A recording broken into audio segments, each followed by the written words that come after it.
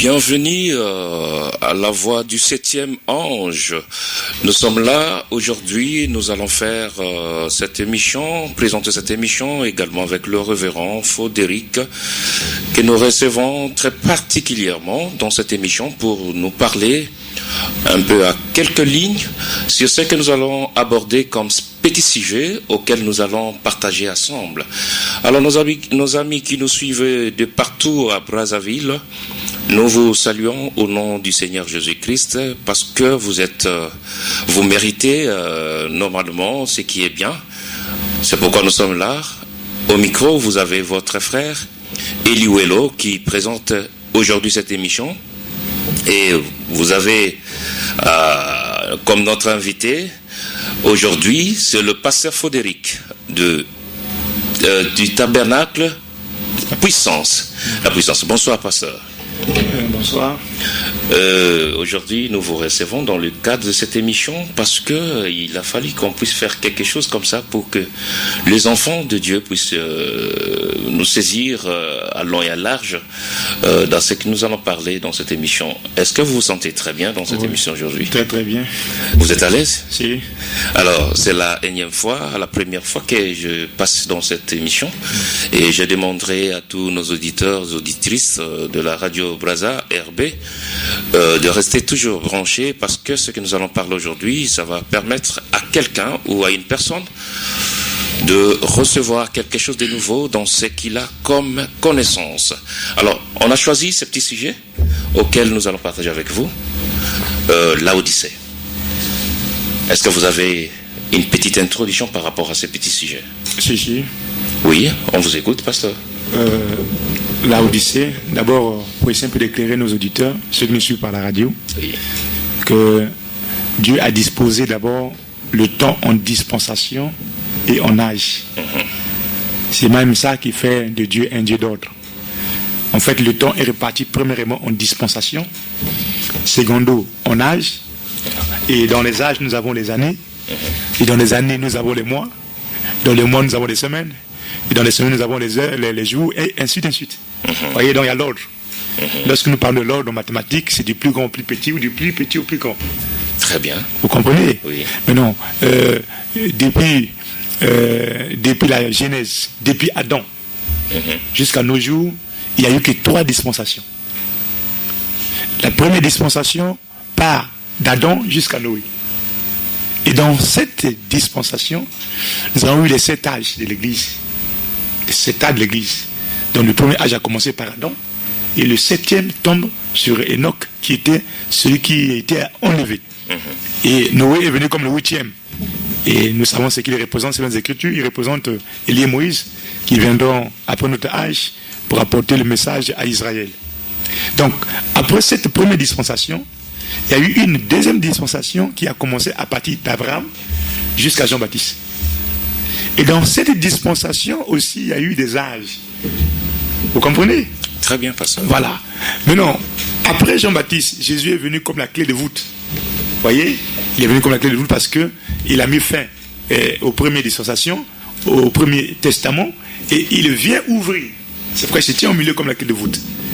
Et à partir de la Pentecôte, de la première église chrétienne, jusqu'à aujourd'hui, Dieu aussi a planifié 7 âges. Vous comprenez? Et l'Odyssée est le 7e. C'est pourquoi je voudrais que les auditeurs comprennent d'abord que Dieu a planifié le temps, premièrement en dispensation et deuxièmement en âge. Si nous lisons les Saintes Écritures, vous allez voir ce qui est dit par Paul ici. Paul parle des âges passés. Donc dans le passé, il y a eu aussi des âges.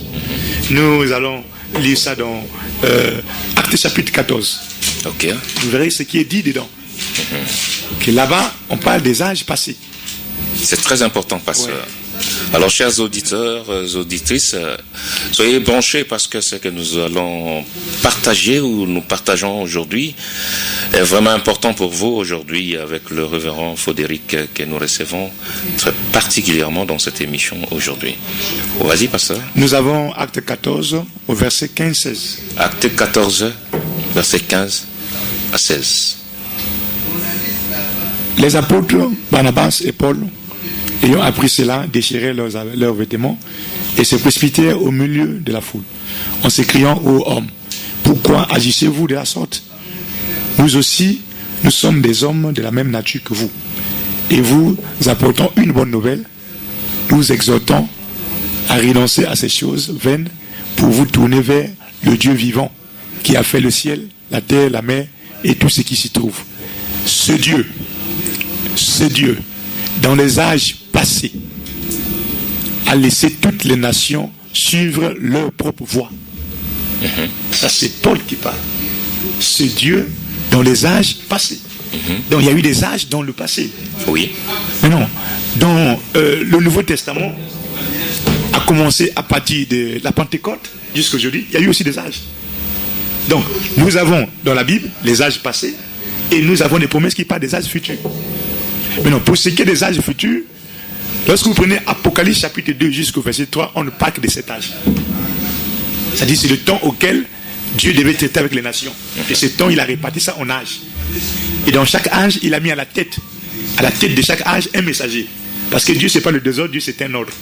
Quand on dit l'ordre, il y a toujours quelqu'un que Dieu place à la tête des autres pour essayer de porter la parole. Parce que les choses avec Dieu fonctionnent comme nos gouvernements fonctionnent. Nous avons le président de la République, qui est l'image de Dieu.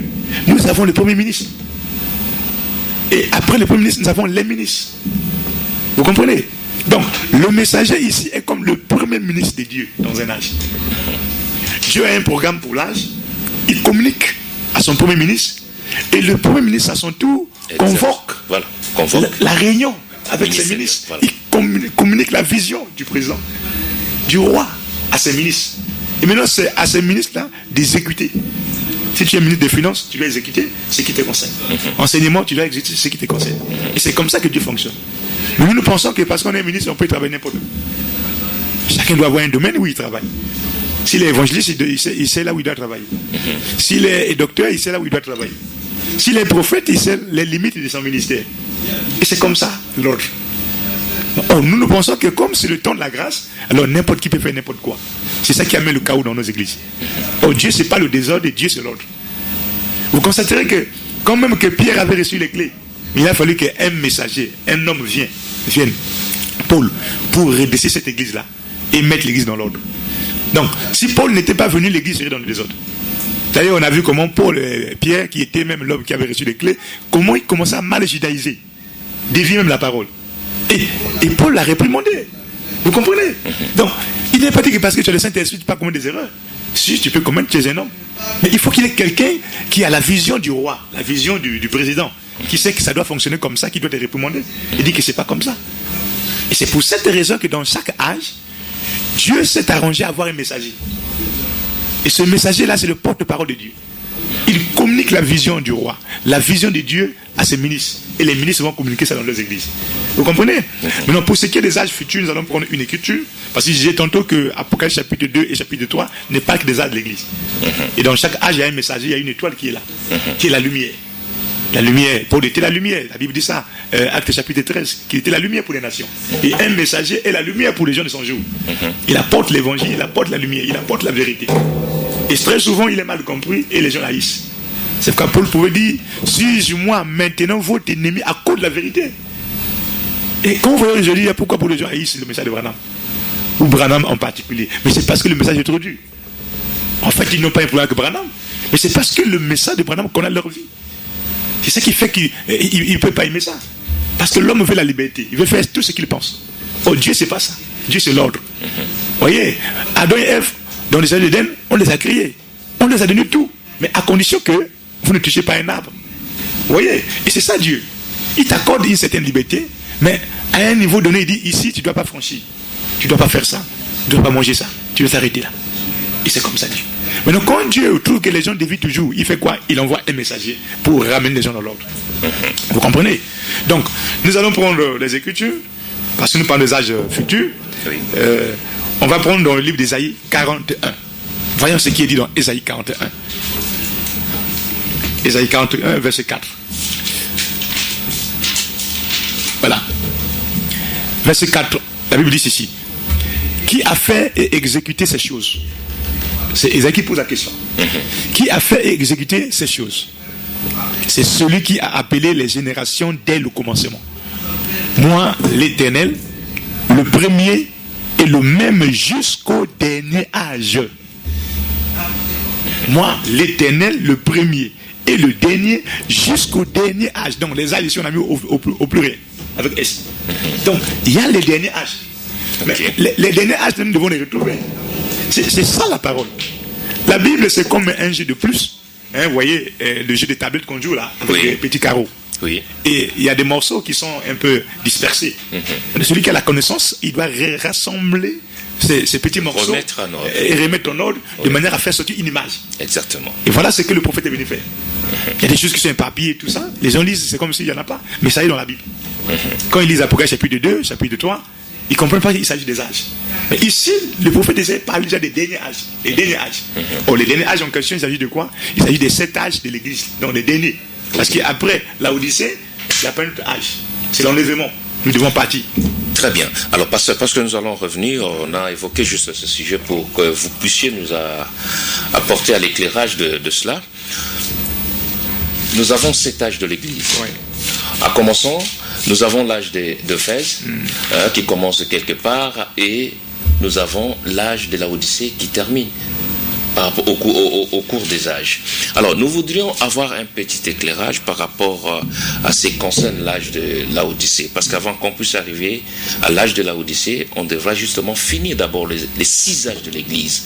Commençons par Éphèse jusqu'à Philadelphie. Nous avons vu ce que Dieu a fait avec ces âges-là.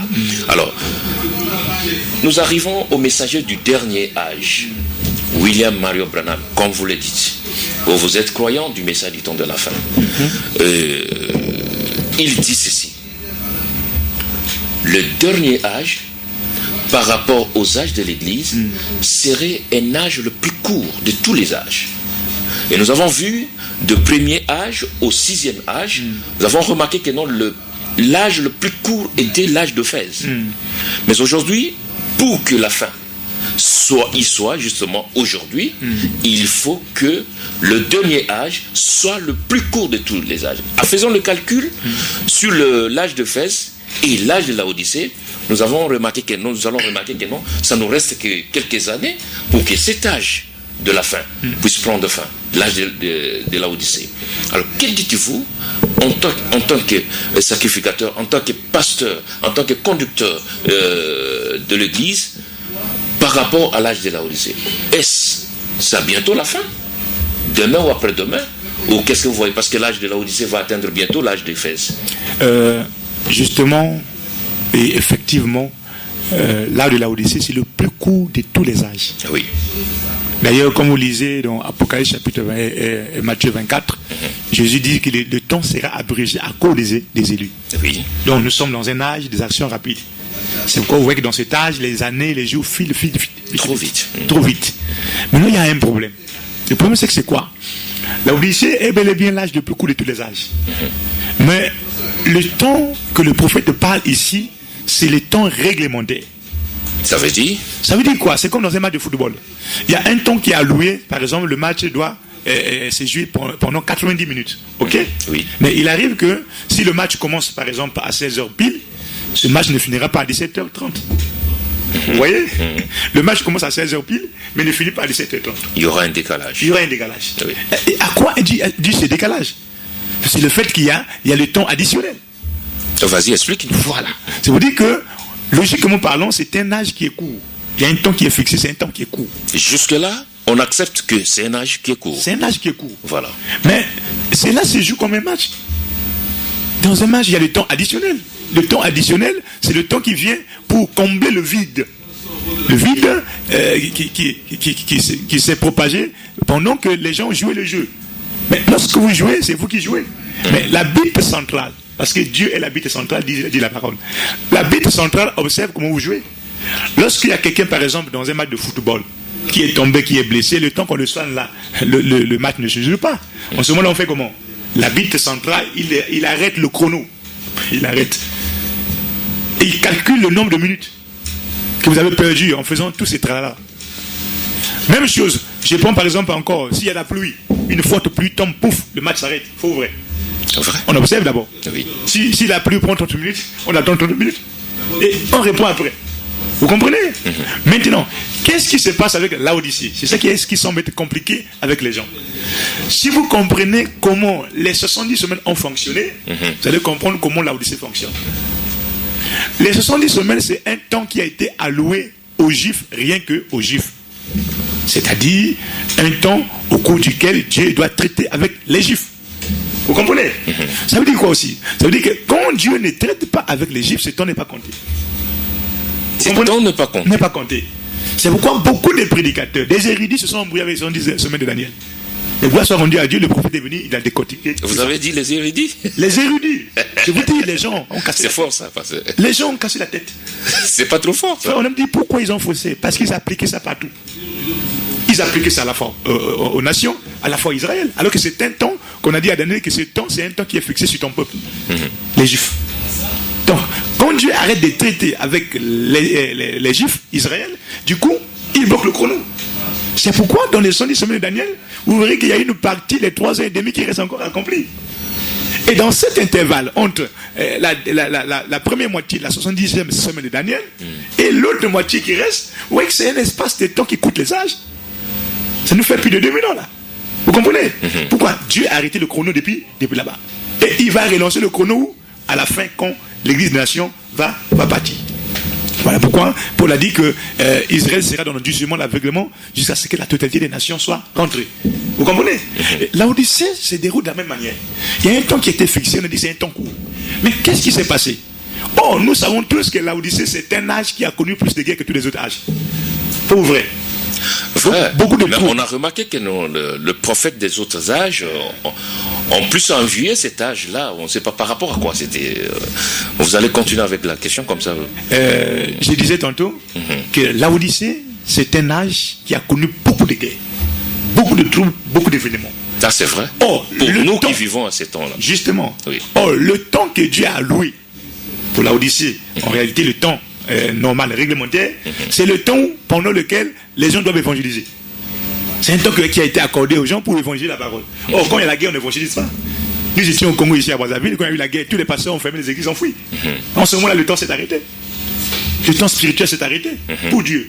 Pour les hommes, le temps continue, mais pour Dieu, le temps qui est alloué, pendant lequel on doit évangéliser, le match doit être joué, est arrêté. Oui. Donc, Dieu récupère les minutes là. Et c'est pour dire quoi? Beaucoup de gens seront surpris de voir, logiquement parlant, naturellement parlant, que l'Odyssée va dépasser Éphèse. Et ils diront que c'est faux. Oh, c'est pas faux. Parce que vous comptez à votre manière de compter. La Bible ne compte pas comme vous comptez. Vous, les spectateurs, pendant que vous regardez les minutes, vous dites, bon, comme notre équipe est en train de mener, bon, il est déjà 90 minutes, vous commencez à faire de bruit. Mais la Bible, lui, il a sa montre à lui. Alors, révérend, ramène-nous maintenant dans votre arithmétique là, du chrono qu'il faut pour l'âge de l'Odyssée. Voilà. Je voudrais que nous fassions comme le match de football. Vous comprenez? Ok. Lorsque le match se joue, les sporteurs, voyez, ils sont là, ils voient que l'heure monte. Ok. Mais ils ne tiennent pas compte des arrêts de jeu. Vous comprenez ça? Oui. Et Dieu aussi, c'est l'arbitre. Lui, il tient compte des arrêts de jeu. De la même manière que nos arbitres tiennent compte des arrêts de jeu. Ok. Quand quelqu'un tombe, il est blessé, 5 minutes, il met de côté. C'est la pluie qui tombe, on met de côté. Si ça a pris 20 minutes, on prend les 20 minutes, on met de côté. Et après, on va additionner les 20 minutes. On va additionner 5 minutes pour trouver le temps normal que le match s'est déroulé. Ok? Ça veut dire quoi? Si on a eu des guerres mondiales, plusieurs guerres mondiales, des événements compliqués, Dieu va faire quoi? Lui qui est l'arbitre central, il fait quoi? Il va récupérer ce temps-là. Ce temps-là doit être récupéré. Parce qu'on a dit que cette bonne nouvelle du royaume doit être prêchée à toute la création, ensuite viendra la fin. Et cette bonne nouvelle devait être prêchée dans un espace de temps bien calculé. Qui maintenant m'appelle par l'Odyssée. L'Odyssée qui est l'âge le plus court. Mais dans cet âge, il y a eu des trous. Dans ce match, il y a eu des trous. La Bible doit récupérer. Donc c'est pour dire qu'il ne faudrait pas que les gens calculent à leur façon, mais ça doit être à la façon de Dieu. Si vous comprenez bien le jeu de football, vous ne serez pas dérangé avec cette question-là. C'est tellement simple. Très bien. Là, on est un peu en ligne avec vous, parce que nous parlons de l'Odyssée. L'Odyssée qui est un âge vraiment un peu, un âge un peu, donc pas un peu, un âge sombre, l'âge auquel nous trouvons presque tout. Mais nous avions remarqué les 6 prophètes des autres âges qui enviaient justement rentrer dans cet âge de l'Odyssée, selon le prophète William Mario Branham. Justement. Alors, je ne sais pas, c'était par rapport à quoi cette envie existait. Premièrement, Oui. vous savez, quand Dieu a créé l'homme, Oui. il a placé Adam sur la terre. Adam était un petit Dieu. Il avait la domination sur tout ce que Dieu avait créé. Voyez, il dominait sur le bétail, il dominait sur les reptiles, il dominait sur les hommes, sur tout, sur la terre. Mais lorsque l'homme a péché, le pouvoir est parti, le livre est retourné dans les mains du propriétaire. Or, c'est dans cet âge que ce livre qu'Adam a perdu, ce pouvoir devait revenir. Ce n'est pas étonnant que nos frères vont trop loin. C'est un problème d'égarement. Parce que le prophète dit que le diable ne fait que 2 choses. S'il ne t'amène pas à douter de la parole, il te laissera croire la chose et t'amener jusqu'aux extrêmes. C'est qu'on parle des extrémistes dans toutes les religions. C'est des gens qui ont avalé la chose mais qui sont allés trop loin. Vous avez plus de l'expérience sur la chose. Justement. On vous sent. Vous comprenez? Donc, c'est pour cette raison que lorsque Dieu a remis le livre sur la terre, dans cet âge où nous sommes, il y a un homme qui a reçu le livre, qui a avalé le livre. Quand il avale, il devient qui? Un Adam restauré. Et il commence à faire les œuvres d'Adam. Et ce n'est pas étonnant qu'il devienne mystique pour les autres. Il faut me dire que c'est quand mon ministère devient mystique que certains me prennent pour Dieu et d'autres me prennent pour un télépathique. Et c'est quand mon ministère devient surnaturel que les gens commencent à penser comme ça. Il y a même des gens dans le Branham Tabernacle, pendant que Branham discerne, il dit c'est Branham qui discerne. L'onction descend, il dit non. Il y a des frères ici qui pensent que c'est Branham qui fait ça, c'est pas moi, enlevez cette pensée. C'est l'ange qui a discerné les pensées au jour d'Abraham qui est dans la salle qui fait ça. Il dit je le vois, il est dans la salle. Et je vois cet ange, il est sur la tête de la soeur qui est en train de prier, sous forme de lumière. Vous comprenez? Donc c'est ça qui a fait que tous les prophètes de l'Ancien Testament ont salué cet âge. Et ce n'est pas pour rien que le Seigneur a dit à ses disciples, vous êtes venus, vous êtes allés voir qui? Un prophète? Il dit oui, un prophète. Mais laissez-moi vous dire que vous êtes allés voir plus qu'un prophète. Et parmi tous ceux qui sont nés de la femme, il n'y a pas un prophète qui soit plus grand que Jean-Baptiste. Lorsqu'il dit que parmi tous ceux qui sont nés de la femme, donc nous mettons un peu Adam de côté, parce qu'Adam n'est pas né de la femme, tous les autres prophètes qui sont venus après lui, Abraham, Moïse, Élie, le reste, les Ézéchiel, tous ces mondes-là, Jean-Baptiste est dépassé. Mais il ne s'arrête pas là. Il dit, mais le plus petit dans le royaume sera plus grand que Jean-Baptiste. Là, c'est renversé. Oh, le plus petit dans une famille, c'est le dernier. Ok?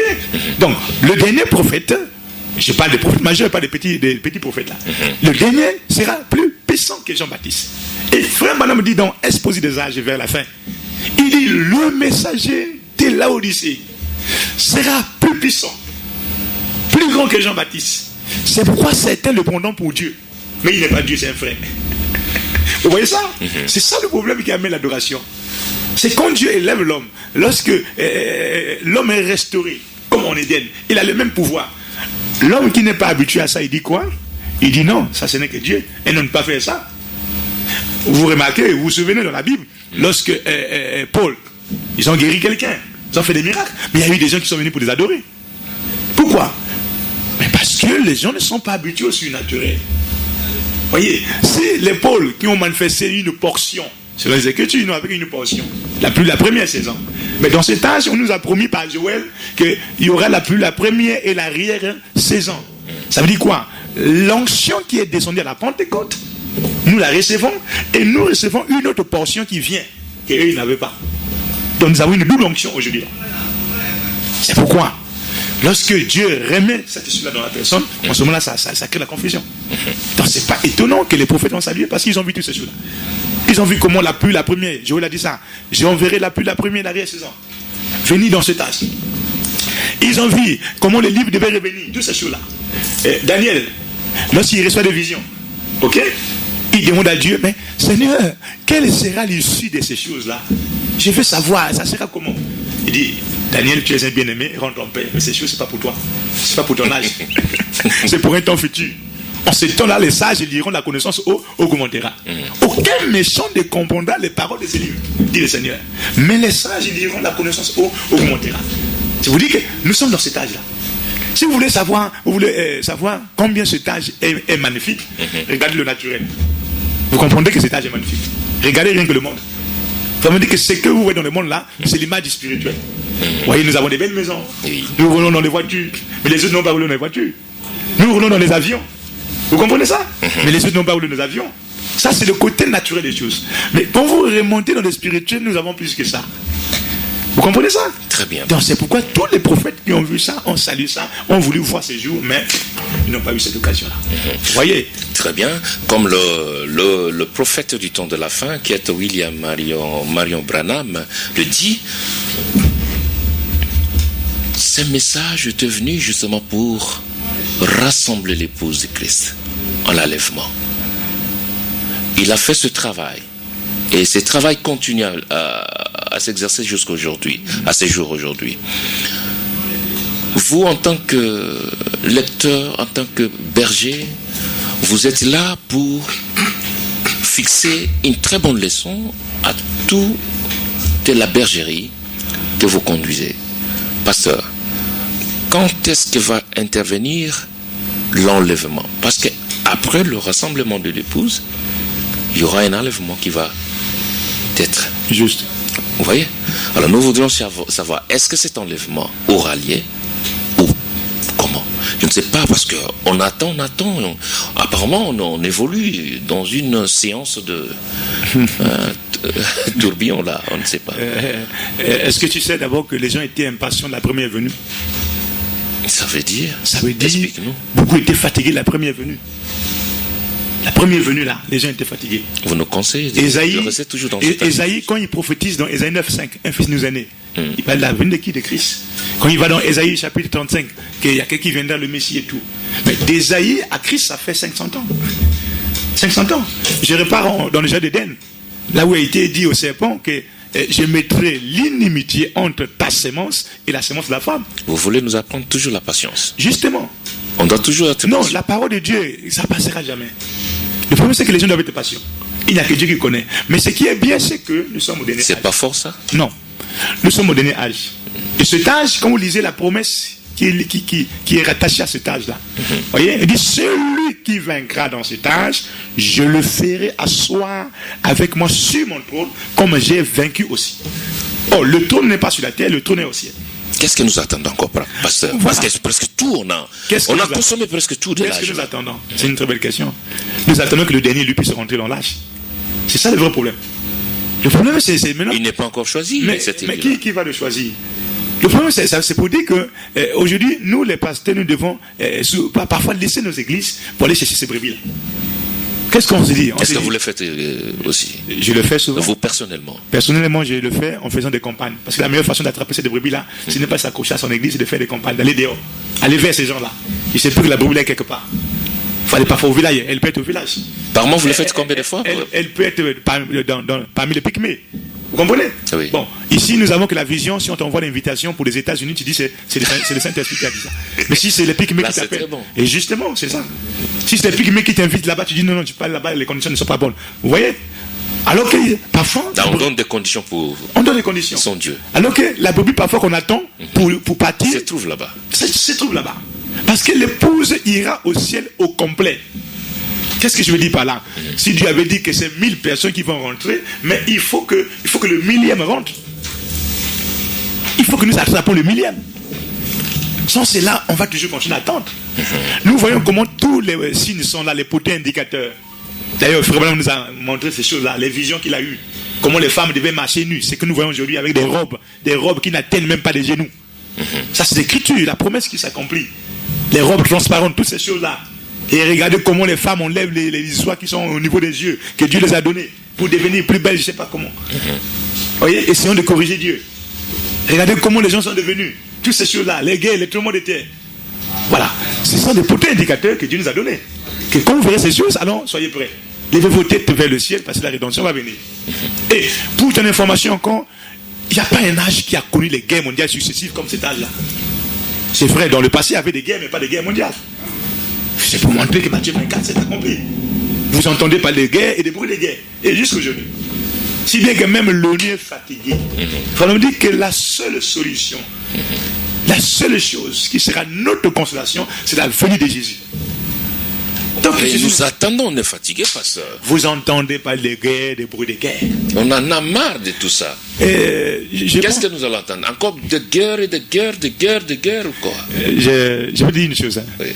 Vous savez, lorsque Dieu a dit à Abraham, ton peuple sera dans un pays étranger pour faire 400 ans.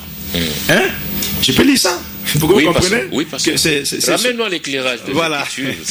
Genèse 15. Une très bonne chose. Hein? Genèse 15 au verset 13. Et l'Éternel dit à Abraham, sache que tes descendants seront étrangers dans un pays qui ne sera point à eux. Ils y seront asservis et on les opprimera pendant 400 ans. Donc, ici, Dieu, pas quelqu'un, Dieu dit à Abraham, tes enfants, tes descendants seront dans un pays étranger pendant combien d'années? 400 ans. Maintenant, nous allons vérifier s'ils ont fait 400 ans. Hein? On prend Exode chapitre 12. S'ils ont fait 400 ans. Vous êtes fort Exode à 12, des convictions. 12-40. Oui. Et la Bible dit ceci. Le séjour des enfants d'Israël en Égypte fut de 430 ans. 430 ans. Ce n'est plus 400 ans. Ce n'est plus 400 ans, nous passons à 430 ans. Je te pose la question, Dieu avait-il menti? Tout ça, vous avez eu des révélations ou quoi? Toujours vous lisez, puis vous tombez sur ça. C'est pourquoi je disais que la Bible, c'est comme un jeu de puzzle. Qu'il faut rassembler les choses dans l'ordre. Mettre chaque chose à sa place. Vous comprenez ça? Oui. Et si vous ne comprenez pas ces choses-là, vous allez dire que Dieu s'est contredit. Là-bas, c'est Dieu qui a parlé. C'est pas quelqu'un qui a parlé. C'est Dieu qui a dit à Abraham, ils feront 400 ans. Mais ici, nous voyons, ils sont sortis, ils ont fait 430 ans. Donc, il y a eu une prolongation, un temps additionnel qui s'est ajouté. Donc, très bien. Quand les gens s'en prennent à Branham pour ce genre de choses, je comprends qu'ils ne comprennent pas la Bible, c'est tout. Alors, ça se passe comme un jeu de match, c'est tout. Chers auditeurs et auditrices de Radio Brazza, nous sommes en direct avec le pasteur Frédéric de la Puissance Tabernacle. Pasteur, révérend, parlez-nous un peu parce que révérend Branham avait prêché le 25 décembre 1960. Cadeau à Mayotte, disons ceci, lorsqu'il y a des questions, il doit y avoir certainement de réponses. Ok? Alors, le message d'un prophète peut-il prendre fin après sa mort ou comment? Parlez-nous un peu, nous voulons avoir un peu l'éclairage sur ça, parce que nous allons dire clairement, le révérend Branham est parti, il n'est plus en vie. Comme il est parti, est-ce que ce message qu'il avait amené, qu'il avait apporté? Franchement, dit que le message d'un prophète de ce rang, parce qu'il y a des prophètes mineurs et des prophètes majeurs. Ça veut dire? Un prophète majeur, c'est celui qui apporte un message dans un âge. Est-ce que tout le monde comprend comme ça? Cette explication provient d'où? Dieu c'est l'ordre. Je vous ai dit ça au commencement. Oui. Il y a des petits et des grands. Exactement. Ok?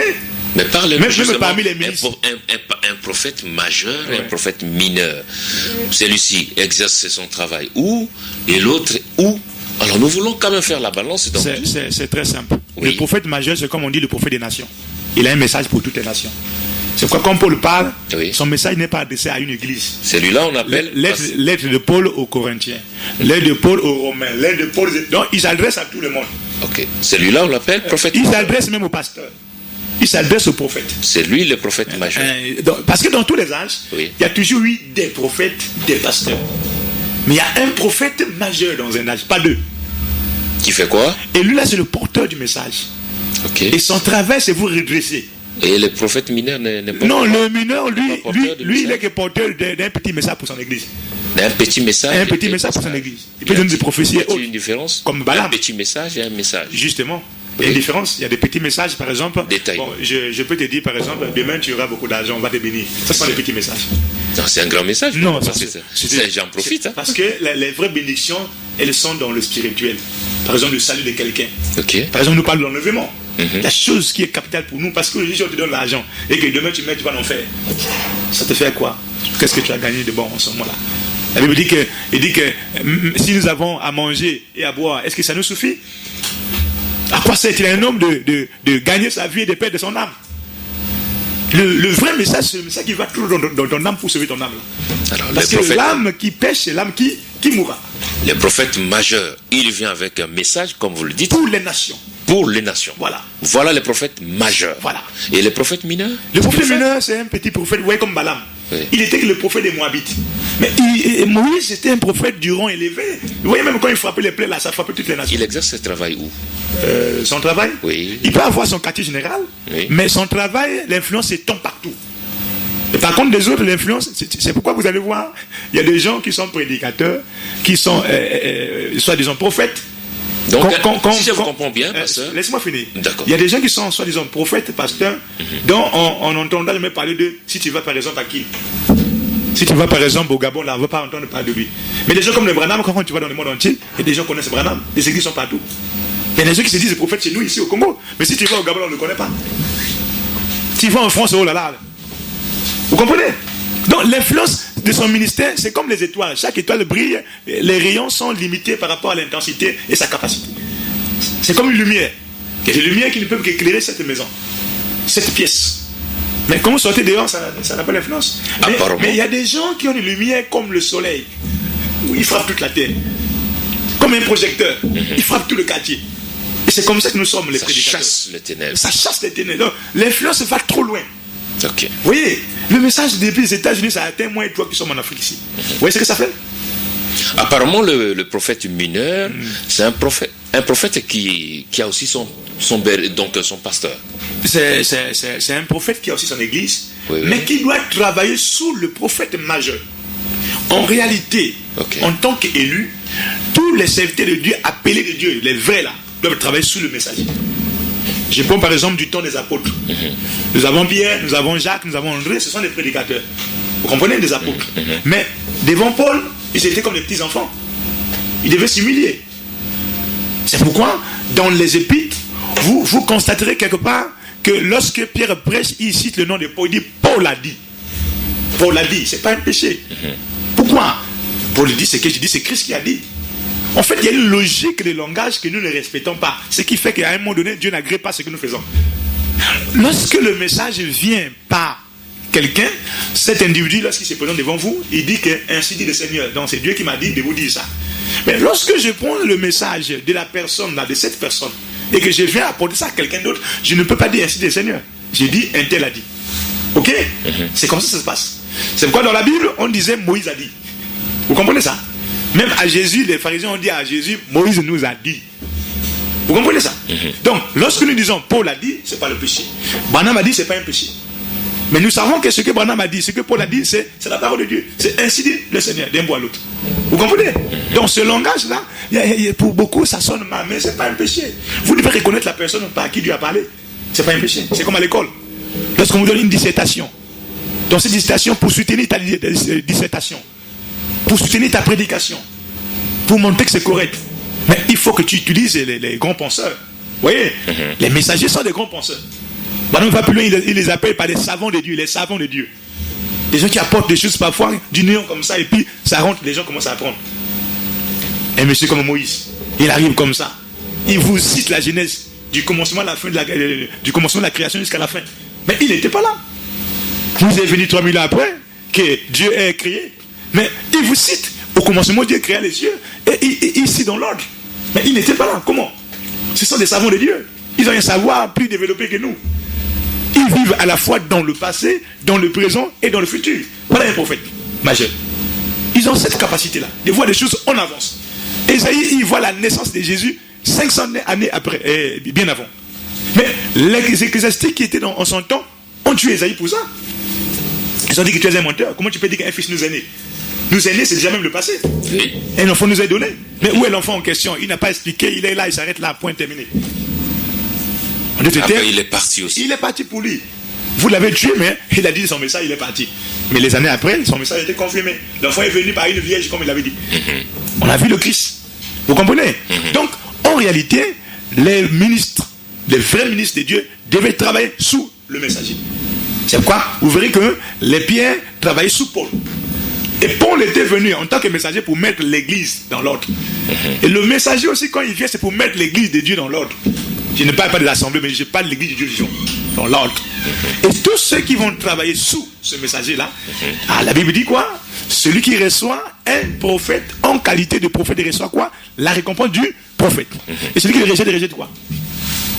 C'est pourquoi tu vas constater que dans nos assemblées, la colonne de feu marche avec nous, mais tu vas chez les autres, il n'y en a pas. Moi, je t'ai parlé avant-hier de l'expérience que nous avons vécue. Pas une colonne de feu fumée, photographiée, mais fumée. Fumée. Comme on nous fume là. Pendant 1 heure. Cette expérience-là, c'est nulle part. Mais c'est ce qui se passe dans le message. Vous comprenez? Alors, révérend, y a-t-il une différence entre l'âge de la Odyssée et l'épouse? Justement. Parle-nous. La Odyssée, c'est un âge. Oui. La Odyssée, c'est un âge. Auquel un prophète doit venir. En fait, l'âge, c'est un espace de temps qui a été alloué, donné à un peuple pendant lequel ils doivent se repentir pour être sauvés. C'est un espace de temps. Alors l'épouse, c'est un groupe de gens. Dans la Odyssée, nous avons l'épouse, nous avons les païens, les impies, nous avons aussi les vierges folles. Dans la Odyssée, nous avons 3 catégories de gens. Nous avons les impies, c'est comme au temps de Sodome et Gomorrhe. Voyez, on avait Abraham qui était le type d'épouse. Abraham, un prophète avec son petit groupe, type de l'épouse. On avait Lot, type des dénominationnels, avec son petit groupe. Et on avait des sodomites et des gomorriens. Donc 3 catégories de personnes. Et Jésus a dit que ce qui arriva du temps de Lot arrivera pareillement. Donc nous nous retrouvons avec le même tableau. Il y a un groupe de gens avec leur Abraham. Voyez, H-A-M, donc la personne qui a le nom qui termine par H-A-M comme Abraham, qui revient sur terre encore et qui fait les mêmes choses. Alors, qui vient séparer ce groupe? Voilà, c'est le Saint-Esprit maintenant. Mais non, le Saint-Esprit, lui, qu'est-ce qu'il fait? Dieu n'est pas injuste. Qu'est-ce qu'il fait? Il te présente la parole. Si tu es du groupe des élus, on me dit que dans un âge, les élus, c'est des gens qui ont la capacité d'entendre la voix de Dieu au travers du messager prophète. Vous comprenez ça? C'est pourquoi il dit, mes brebis entendront ma voix et ils viendront. Ils n'écouteront jamais. Donc c'est le prophète qui vient séparer ces groupes-là au moyen de son message. En fait, le Saint-Esprit par le prophète. Par le prophète, parce qu'il est là, quand même, c'est la bouche de Dieu. Justement. On doit le croire de cette manière-là. Justement. Alors, quand tu lui viens, il sépare, il fait son travail comme il fallait. Après? Mais non, il fait son travail. Il a fini après? Il a fini, il est parti. Mais non, après, dire que non, parce qu'il est parti, le message est parti, c'est une erreur grave. Parce que du temps de Josué et Moïse, nous voyons ici dans Josué chapitre 1, on dit à Josué, Moïse est parti. Regardez ce qu'on dit à Josué. Et c'est là que nous faussons. Nous pensons que comme il est parti, le message est parti, c'est faux. Un prophète peut partir, son message peut rester des années derrière pour sauver les gens. Parce que ce message n'a pas été donné pour le temps de vie du prophète, mais ce message a été donné pour un âge. Bien fait. C'est des choses différentes. Le message n'a pas été donné pour... Même le message de Paul, après la mort de Paul, a continué. Vous comprenez ça? Paul est mort, on a coupé la tête, mais ce message a continué. Il y a des gens, des Timothée, qui ont continué avec le message. Moïse est parti, mais les Josué ont continué avec le message. Ils n'ont pas créé un autre message, mais ils ont continué avec le même message. C'est pourquoi une mise en garde a été donnée à qui? À Josué. Et dans cet âge, une mise en garde a été donnée à tous les Éphésiens 4.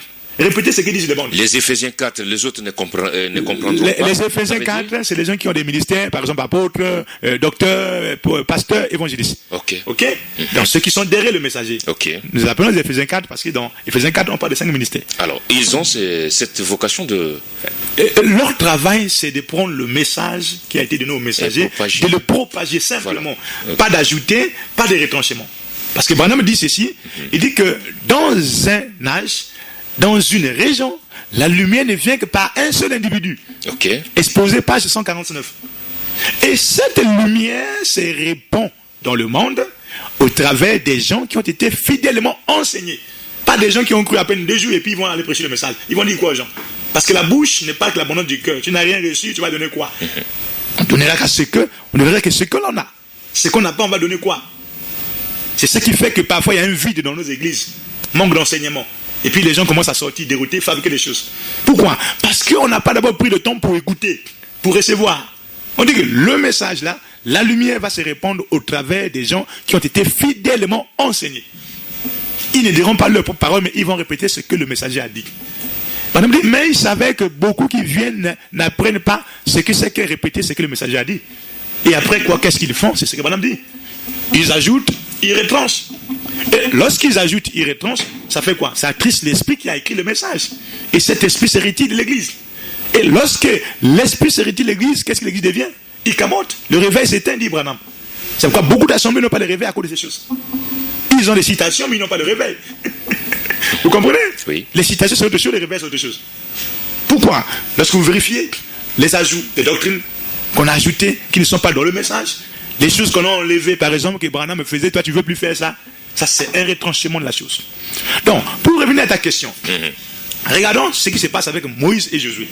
Voyez, après la mort de Moïse, serviteur de l'Éternel, l'Éternel dit à Josué, fils de Nun, serviteur de Moïse. Moïse, mon serviteur, est mort, maintenant lève-toi, passe ce Jourdain, et toi et tout le peuple, pour entrer dans le pays que je te donne aux enfants d'Israël. Il continue, je saute. Je viens ici, verset 6. Fortifie-toi et prends courage, car c'est toi qui mettras ce peuple en possession du pays que j'ai juré à leur père de leur donner. Fortifie-toi seulement et aie bon courage, en agissant fidèlement, selon toute la loi que Moïse, mon serviteur, t'a prescrite.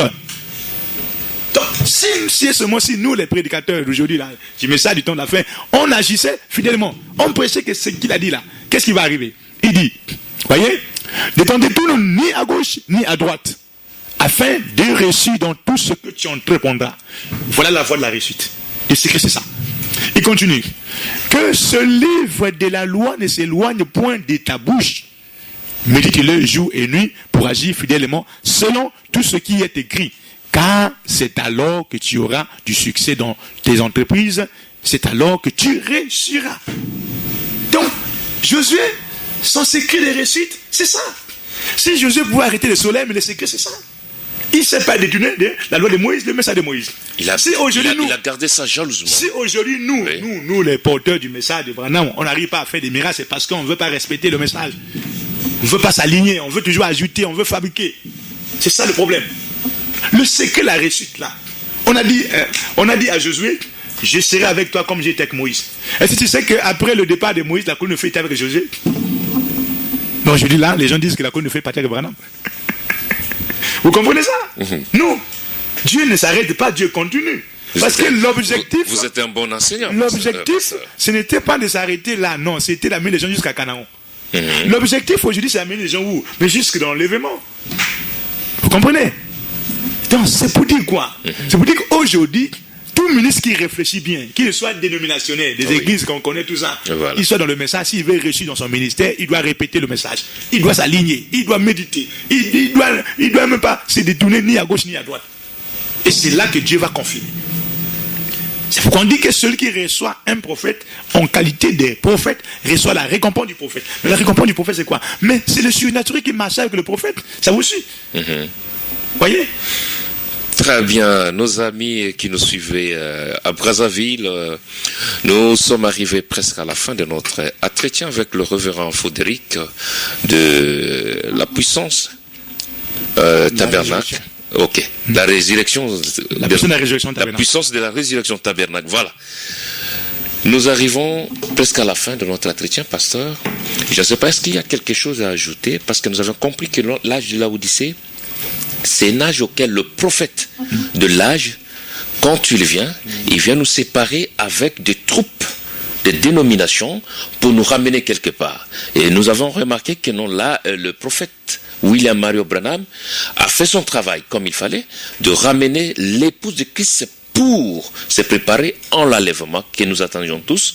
Alors, vous, en tant qu'un bon enseignant, parce que je te sens, vous avez le verbe à vous, et les gens nous écoutent un peu de partout, qu'est-ce que vous pouvez nous parler, parce que nous sommes pratiquement à la fin de cette émission, pour clôturer notre entretien. La seule chose que je peux dire à ceux qui nous écoutent, l'ange de Dieu, Christ, a dit à Branham dans le fleuve Oyou, alors qu'il baptisait les gens, devant toute une assemblée des gens qui baptisaient aussi, que de la même manière que j'avais envoyé Jean-Baptiste avec un message pour préparer ma première venue, toi, ton message préparera la seconde venue.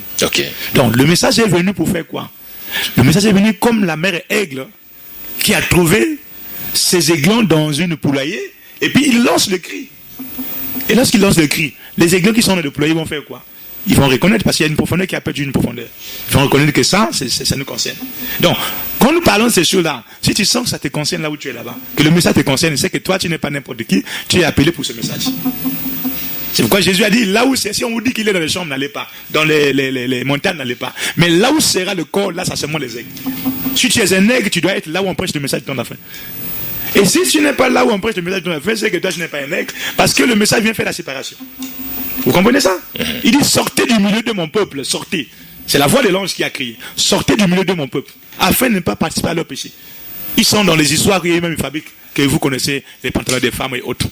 Vous comprenez? Okay. C'est pour dire qu'aujourd'hui, si vous êtes élu, en tout cas, vous devez reconnaître que le message, c'est pour vous. Très bien. Nous sommes pratiquement à la fin de notre émission. Merci à l'équipe technique qui nous a accompagnés de la RB Radio Brazzaville.